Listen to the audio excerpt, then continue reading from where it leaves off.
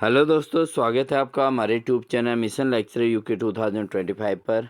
तो दोस्तों, आज की क्लास में बात करेंगे उत्तराखंड प्रवक्ता राजनीति विज्ञान के अभ्यर्थियों के लिए, जो कि एग्ज़ाम आपका कंडक्ट होना है 10 मई को। तो 10 मई को इस एग्ज़ाम की डेट आ चुकी है और हमारे चैनल के माध्यम से आपको इसके लगातार प्रैक्टिस सेट देखने को मिलने वाले हैं।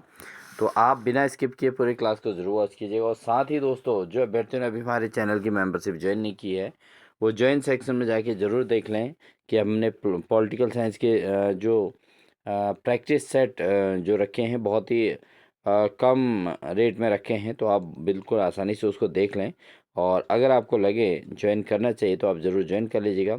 साथ ही जो अभ्यर्थी चैनल पर नए हैं तो चैनल को सब्सक्राइब जरूर कर लें दोस्तों। तो बिना देरी किए हुए आज की क्लास को स्टार्ट करते हैं और लेते हैं आज की क्लास का पहला क्वेश्चन। इससे पहले हमारी जो क्लासेस हुई हैं दोस्तों, उसमें हम 25 तक के क्वेश्चन करा चुके हैं।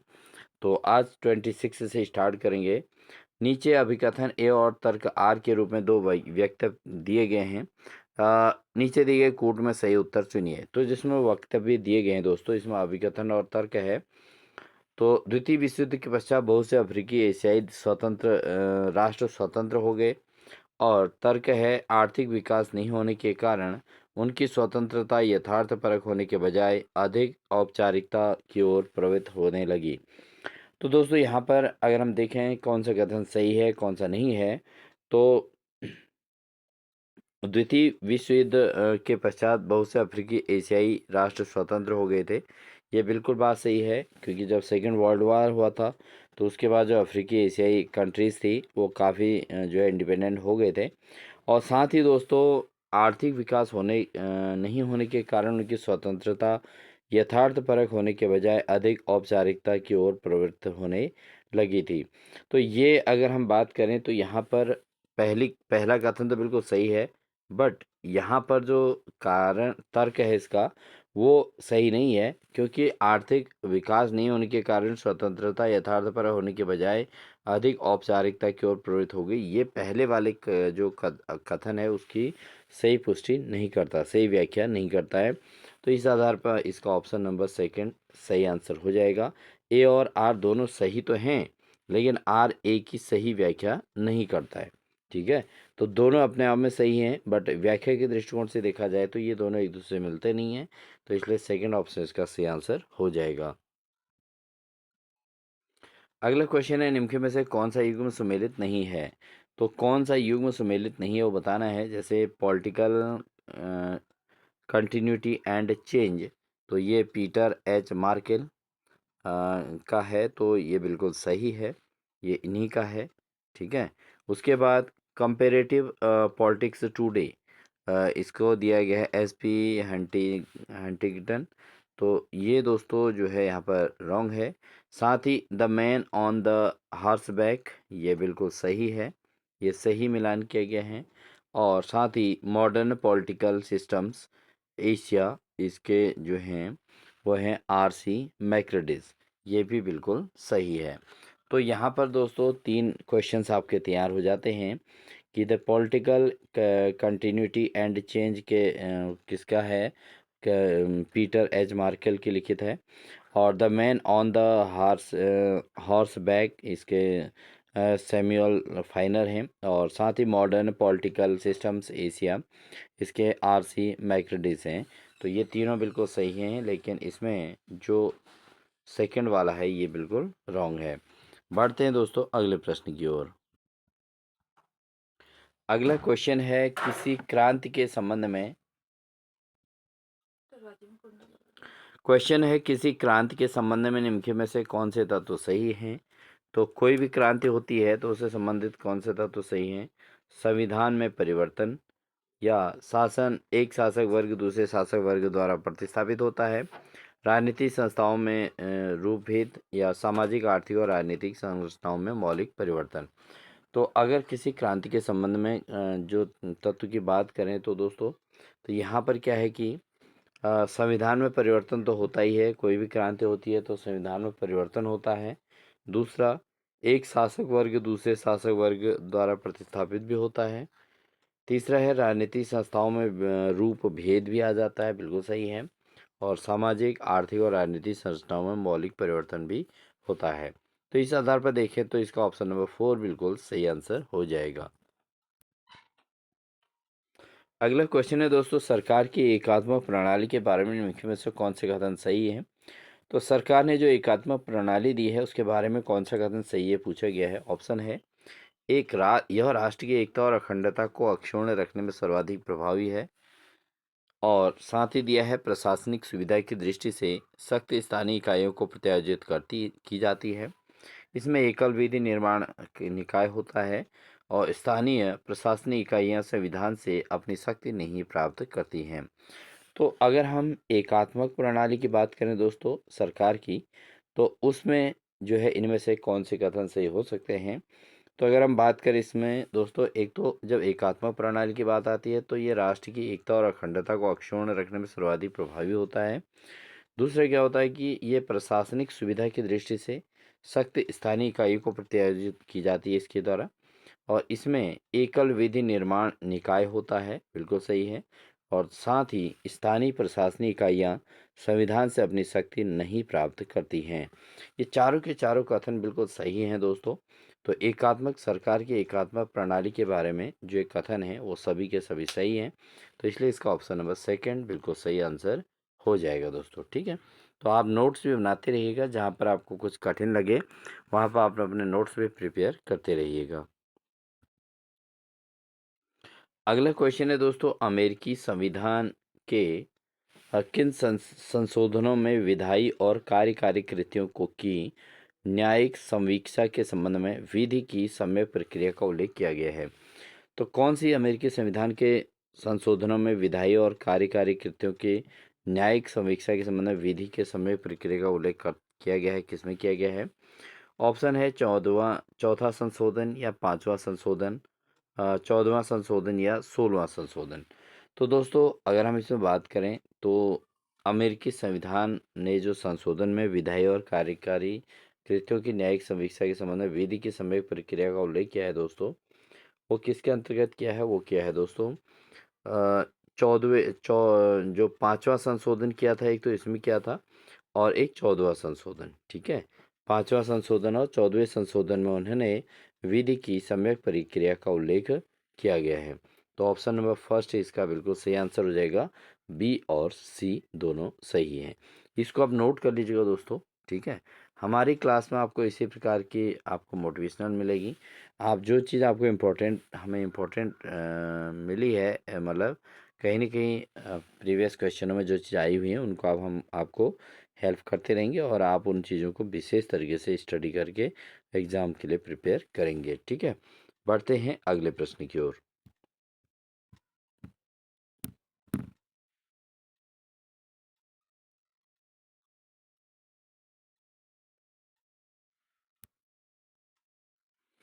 क्वेश्चन है, निम्नलिखित में से कौन सा युग्म सुमेलित नहीं है? अब इसमें बताना है कि कौन सा युग्म सुमेलित नहीं है सही तरीके से। अगर हम बात करें इसमें प्रशासनिक विधि फ्रांस और न्यायाधीशों की आजीवन नियुक्ति और स्विट्जरलैंड और सीनेट सभा में राज्यों का एक समान प्रतिनिधित्व ये संयुक्त राज्य अमेरिका और साथ ही विधि का शासन इंग्लैंड। तो दोस्तों अगर हम बात करें इसमें कौन सुमेलित नहीं है, तो यहाँ पर ये जो है न्यायाधीशों की आजीवन नियुक्ति ये स्विट्जरलैंड से संबंधित नहीं है। ठीक है, यही गलत है, बाकी और सब सही हैं। प्रशासनिक विधि दोस्तों फ्रांस से है और सीनेट सभा में राज्यों का एक समान प्रतिनिधित्व तो ये बिल्कुल संयुक्त राज्य अमेरिका का है और विधि का शासन ये इंग्लैंड से संबंधित है। तो इसमें ऑप्शन नंबर 2 इसका रॉन्ग हो जाएगा, बाकी सब इसके सही आंसर होंगे। ठीक है,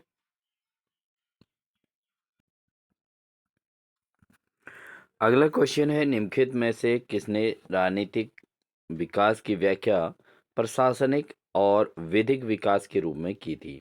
तो कौन ऐसे राजनीतिक हैं जिन्होंने प्रशासनिक और विधि विकास के रूप में इसके प्रशासन राजनीतिक विकास की व्याख्या की थी?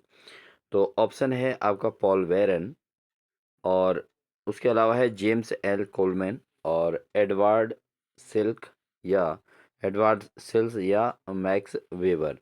तो दोस्तों जो राजनीतिक विकास की व्याख्या जिन्होंने प्रशासनिक और विधिक विकास के रूप में माना था, वो हैं आपके मैक्स वेबर।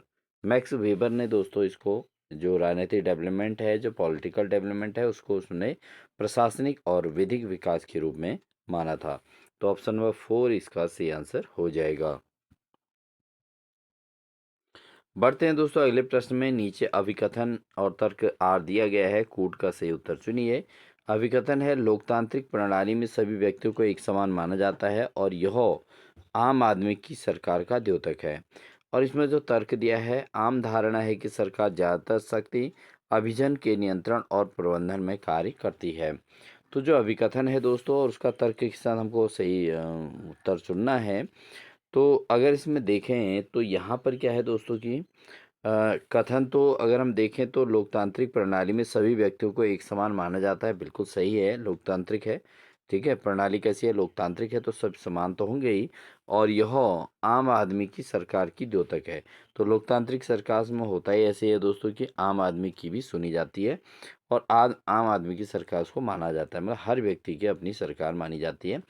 और साथ ही आम धारणा है कि सरकार ज़्यादातर शक्ति अभिजन के नियंत्रण और प्रबंधन में कार्य करती है।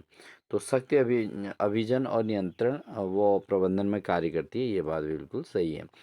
अब यहाँ पर देखें तो दोस्तों कथन तो दोनों सही हैं, तो ए और आर दोनों सही तो हैं, लेकिन आर जो है ए की सही व्याख्या नहीं करता है।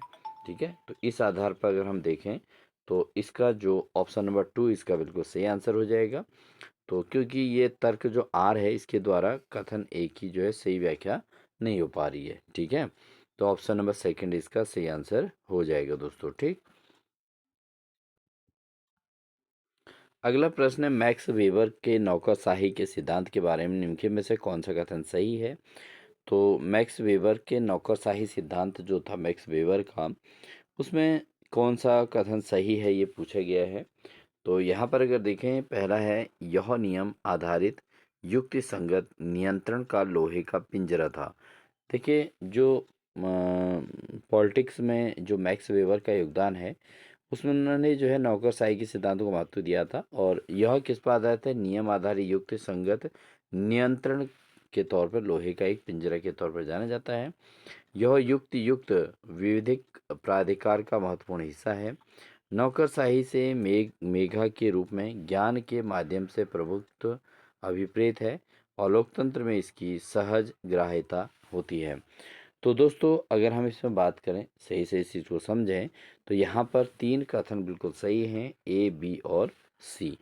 क्योंकि देखो इसमें लोहे के पिंजरे के रूप में इन्होंने इसको महत्व दिया था, नौकरशाही को महत्व दिया था।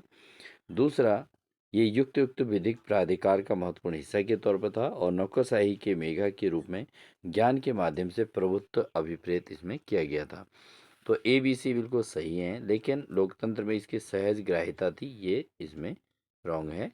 बाकी तीनों ऑप्शन जो है मैक्स वेबर के नौकरशाही सिद्धांत के बारे में सही हैं। अगला क्वेश्चन, क्वेश्चन नंबर 35 है दोस्तों।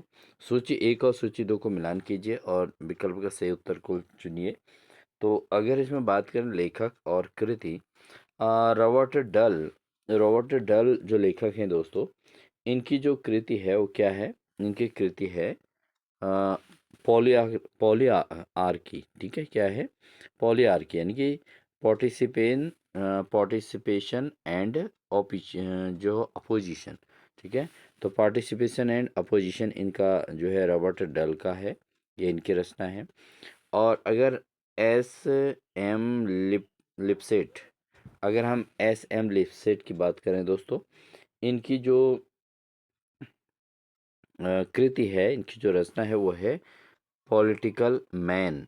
ठीक है, पॉलिटिकल मैन इनकी रचना है। ठीक है, इसको आप नोट कर लीजिएगा। उसके अलावा स्कमिट कार्ल का जो है दोस्तों वो है लीगलिटी एंड लेजिटिमेसी लेजिटिमेसी। ठीक है, लीगलिटी एंड लेजिटिमेसी। इसके अलावा रोजर चार्ल्टन का जो है वो है आपका पॉलिटिकल रियलिटीज। ठीक है, अब पॉलिटिकल रियलिटीज यानी कि कॉम्पिटिटिव गवर्नमेंट, ये इनकी खुद की कृति है दोस्तों। ठीक है, तो 4 प्रश्न यहाँ पर तैयार होते हैं दोस्तों। एक तो है रॉबर्ट डल इनकी जो है पॉलियोर्की, ठीक है। और एस एम लिपसेट, इनका है पॉलिटिकल मैन। और स्कमिटकॉल का जो है दोस्तों वो है लीगलिटी एंड लेजिटिमेसी। और साथ ही रोजर चार्टन का है पॉलिटिकल रियलिटीज यानी कि कॉम्पेरेटिव गवर्नमेंट। ठीक है, तो इस हिसाब से अगर हम देखें तो ऑप्शन नंबर ए इसका सही आंसर हो जाएगा दोस्तों। अगला क्वेश्चन है दोस्तों, अभिकथन ए और तर्क आर के रूप में कथन दिए गए हैं, नीचे दिए कूट में सही उत्तर का चयन कीजिए। तो अभिकथन ए है, राष्ट्रपति शासन प्रणाली में पूर्ण कार्यकाल के लिए स्थायी शासन व्यवस्था बंद है। और इसका जो तर्क दिया है, राष्ट्रपति शासन प्रणाली में शक्ति का अभिकेंद्रीकरण अंतर्जात होता है। तो अगर हम इस अभिकथन और तर्क की बात करें तो यहाँ पर जो राष्ट्रपति शासन है, इस शासन प्रणाली में पूर्ण कार्यकाल के लिए स्थायी शासन व्यवस्था का उपबंध है। और ये जो इसके सही उस पर जाएं तो दोस्तों जो कथन है दोनों के दोनों बिल्कुल सही हैं, क्योंकि ये होता ही है, राष्ट्रपति शासन प्रणाली में शक्ति का विकेंद्रण जो है अंतर्जात होता है, ये भी बिल्कुल सही है। लेकिन यहाँ पर जो है आर जो है एक ही सही व्याख्या नहीं करता है, ठीक है। तो इसके आधार पर इसका ऑप्शन नंबर 2 इसका सही आंसर हो जाएगा। अगला प्रश्न है, सूची 1 और सूची 2 को सम्मिलित कीजिए और दिए गए कूट में सही उत्तर चुनिए। तो सूची 1 और सूची 2 दिए गए हैं, जैसे इस्लामिक क्रांति। अब इस्लामिक क्रांति दोस्तों किससे संबंधित है? तो इस्लामिक क्रांति की बात करें तो ये दोस्तों है ईरान में चलाया गया आधुनिकीकरण विरोधी आंदोलन। ठीक है, इसको इस्लामिक क्रांति के नाम से जाना जाता है। ये ईरान में चलाया गया था और आधुनिकीकरण विरोधी आंदोलन के तौर पे ये चलाया गया है।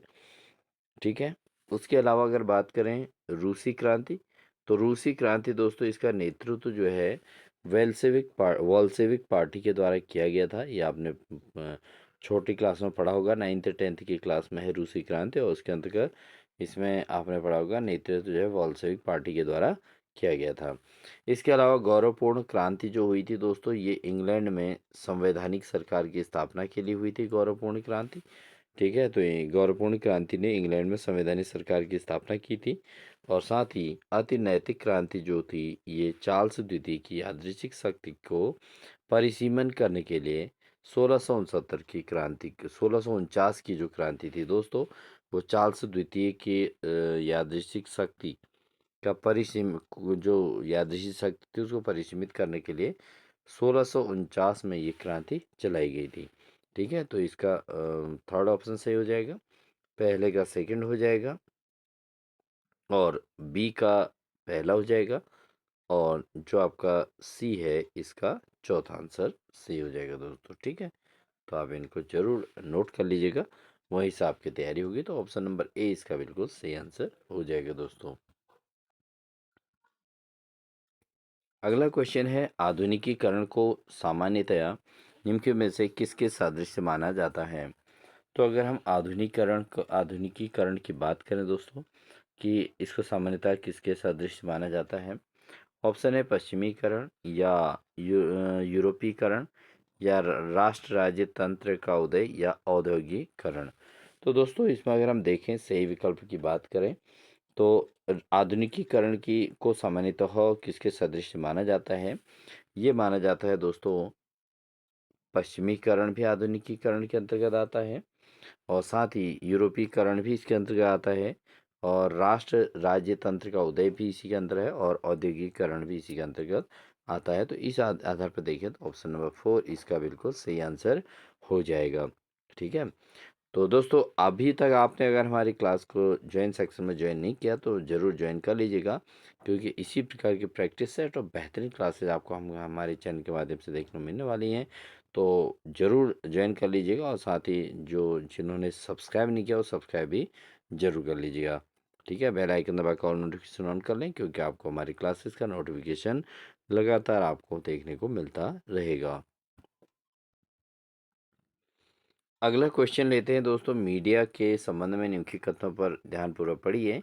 तो मीडिया के संबंध में क्वेश्चन है, समकालीन लोकतंत्र में प्रिंट मीडिया की भूमिका हाशिए पर आ गई है, और इलेक्ट्रॉनिक मीडिया की भूमिका निर्णायक हो गई है। मीडिया सभी राजनीति शासन व्यवस्थाओं में तटस्थ और निष्पक्ष रहती है, या मीडिया के अभिकरण औद्योगिक और कॉरपोरेट समूह के नियंत्रण में रहते हैं। तो दोस्तों इसमें से विकल्प में से कौन सा सही उत्तर उसको चुनना है। तो मीडिया को लेकर दोस्तों इसमें पूछा गया है। तो अगर बात करें कि समकालीन जो लोकतंत्र है दोस्तों, इसमें प्रिंट मीडिया की भूमिका हाशिए पर आ गई। बिल्कुल सही कथन है ये। ठीक है, प्रिंट मीडिया कहाँ पर है, हाशिए पर आ गई है। और दूसरा अगर हम बात करें, इलेक्ट्रॉनिक मीडिया की भूमिका निर्णायक हो गई है। इलेक्ट्रॉनिक मीडिया जो है महत्वपूर्ण मानी गई है, निर्णायक के तौर पर माना गया है। ये भी बिल्कुल सही है। उसके अलावा मीडिया के अभिकरण औद्योगिक और कॉरपोरेट समूहों के नियंत्रण में होते हैं। ये भी बिल्कुल सही है। तो ये भी सही है दोस्तों। तो इसमें जो रॉन्ग है दोस्तों वो है आपका ऑप्शन नंबर सी। ठीक है। तो मीडिया से भी राजनीतिक शासन व्यवस्थाओं में तटस्थ और निष्पक्ष रहती है, बिल्कुल गलत है। क्योंकि मीडिया के द्वारा ही जो है इसमें तटस्थता तो होनी चाहिए, बट रहती नहीं है। ठीक है। तो यहाँ पर ये जो है सारे 3 ऑप्शन तो सही हैं, बट ये सी वाला जो है इसमें रॉन्ग है दोस्तों। ठीक है। बढ़ते हैं दोस्तों इस क्लास के आज के अंतिम क्वेश्चन में। तो सूची 1 और सूची 2 को सम्मिलित कीजिए और दिए गए कोड में सही विकल्प को चुनिए। तो दोस्तों इसमें लेखक और उनकी अवधारणाओं को महत्व दिया गया है इस क्वेश्चन में। तो अगर बात करें, लेखक जो है डाइसी, डाइसी के की जो अवधारणा है वो क्या है दोस्तों, वो है विधि का शासन। ठीक है। डाइसी की अवधारणा क्या थी, लेखक जो डाइसी थे उनकी अवधारणा थी कि विधि का शासन हो। ठीक है। उसके अलावा जो एस पी हेस्टिंगसन है दोस्तों, एस पी हेस्टिंगसन। तो दोस्तों ये क्या है, इनके जो ये एक लेखक हैं और इनकी जो अवधारणा रही है दोस्तों, वो राजनीतिक क्षय की रही है। किसकी, राजनीतिक क्षय की रही है। तो ये इसका सही आंसर है बी का। और उसके अलावा आलमंड जो लेखक हैं, आलमंड की दोस्तों वह है अप्रत्याशित हित समूह, अप्रत्याशित हित समूह है इनकी, आलमंड की। और चौथा अगर देखें तो मैरबरी बनाम मेडिसन, मैरबरी बनाम मेडिसन जो है दोस्तों, ये है न्यायिक समीक्षा। ठीक है, ये एक प्रकार की न्यायिक समीक्षा है। तो इस आधार पर अगर हम देखें तो यहाँ पर ये हमारे सही कोड बन गया है दोस्तों। ठीक है। तो इसमें आपको एक बार फिर रिवाइज करा देते हैं। डाइसी जो है विधि का शासन, और एस पी हेंटिंग्स जो है दोस्तों राजनीतिक क्षय, और उसका आलमंड जो है वो अप्रत्याशित हित समूह, और साथ ही मैरबरी बनाम मेडिसन ये हैं न्यायिक समीक्षा। ठीक है। तो इसी प्रकार के विशेष क्लासेस के लिए दोस्तों ये काफ़ी अच्छा एग्ज़ाम पेपर रहा है, जो आपके लिए प्रवक्ता के लिए बहुत ज़्यादा इम्पोर्टेंट होने वाला है दोस्तों। तो ऐसी क्लासेस के लिए आप हमारे चैनल को ज्वाइन कर लीजिएगा। मैं और साथ ही जो चैनल पर नए हैं चैनल को सब्सक्राइब कर लें, साथ ही बेल आइकन दबाकर और नोटिफिकेशन ऑन कर लीजिएगा। क्योंकि हम लगातार आपको इसी प्रकार के प्रैक्टिस सेट के तौर पे बेहतरीन क्वेश्चंस का कलेक्शन आपको देने वाले हैं। और आप जो है इनके नोट्स ज़रूर बना लीजिएगा, और साथ ही अपने कंपटीशन एग्ज़ाम को अपना प्रॉपर तरीके से फाइट करने के लिए एक विशेष तैयारी आपकी हो जाएगी। तो मिलते हैं आपको एक नेक्स्ट क्लास के साथ। तब तक के लिए दोस्तों, wish you all the best.